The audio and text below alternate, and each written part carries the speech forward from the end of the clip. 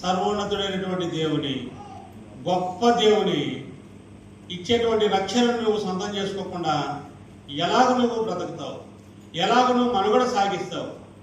యేసు ప్రభువారు నిన్ను రక్షించుటకే ఈ లోకానికి ఆయన అరుదించినాడు. ఆయన దాసుని రూపము ధరించి నీ కొరకై తను తాను రిక్తునిగా చేసుకున్నాడు. స్వరూపము సొగసు లేని వాడుగా చేయబడ్డాడు.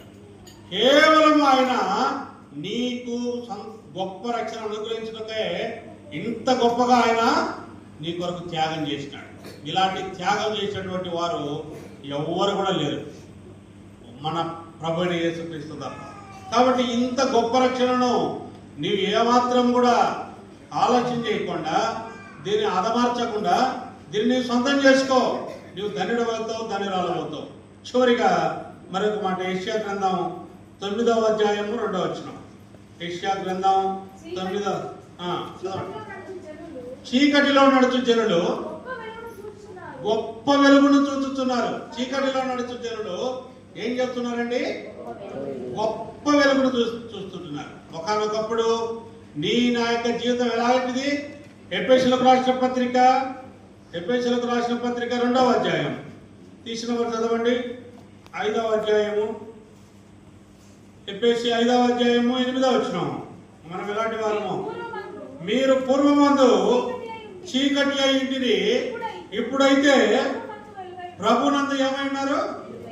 వెలుగైన. ఇంకా కొంతమంది చీకటిగానే ఉన్నారు, చీకటిగానే.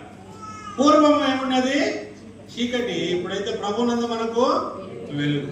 ఈ వెలుగును నువ్వు సొంతం చేసుకోవాలని దేవుడు నిన్ను చీకటిలో నుండి పేతురు రాసిన మొదటి పత్రిక 2:9 ఎక్కడికి తీసుకొచ్చినాడు?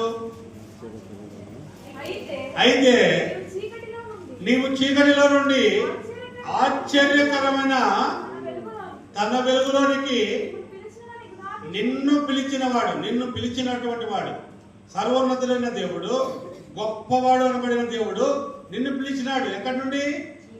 చీకటిలో నుండి. ఎక్కడికి? వెలుగులోనికి. ఆశ్చర్యకరమైన వెలుగు. బా, ఏం వెలుగబ్బా, ఏం వెలుగు! వెలుగు దేదీప్యం వరంగా అయిపోతున్నాయి రాత్రి నుండి ఇళ్ళ దగ్గర. మీకు తెలుసు, ఒకరికంటే ఒకరు హెచ్చు రీతిలో లైట్లు, సీరియల్ లైట్లు, గొప్ప గొప్ప స్టార్స్ పెట్టి ఆ వెలుగే అలాగుంటే, మన ప్రభుత్వ వెలుగు ఎలాంటిదంట? ఆశ్చర్యకరమైన వెలుగు. ఆశ్చర్యకరమైన ఈ వెలుగుతో ఆయన నిన్ను దర్శించాడు. అంతేకాదు 2వ అధ్యాయము చూడండి ఒక మాట, లూకా రాసిన సువార్త 1వ అధ్యాయము